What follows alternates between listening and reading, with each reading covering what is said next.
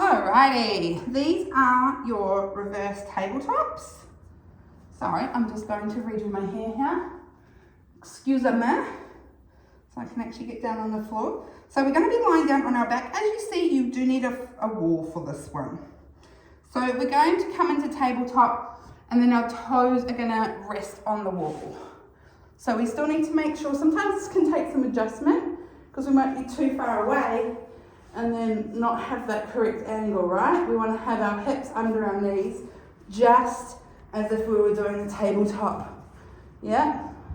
And I call these reverse tabletops, but they could be negative tabletops, wall tabletops. I mean, you make up your own name for them. Who am I?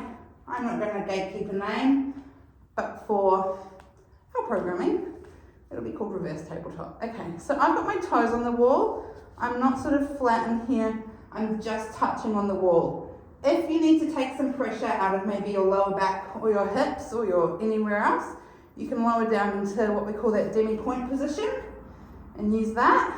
Otherwise, up on the tippy toes, arms by your side.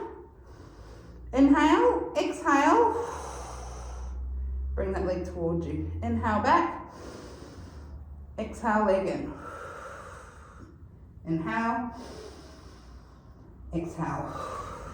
All right, while we're doing this, yes, I want you to keep inhaling, exhaling, but I'm going to talk through a little bit about what is happening. So, as we take the leg off the wall, we're keeping our shin as even with the ceiling or the floor as we can, so we're not tipping back or dropping down, and then we're putting it back on.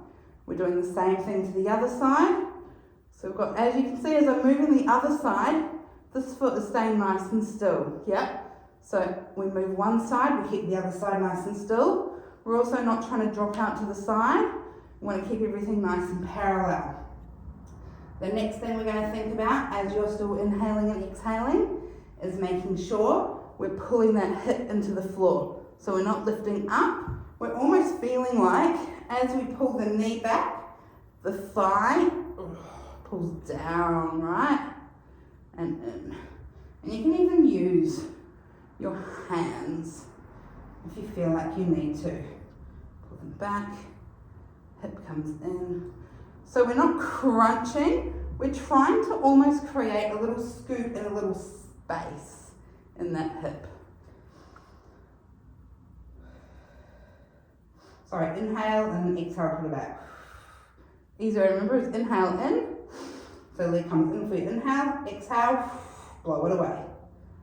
Inhale to bring it in, exhale to blow it away.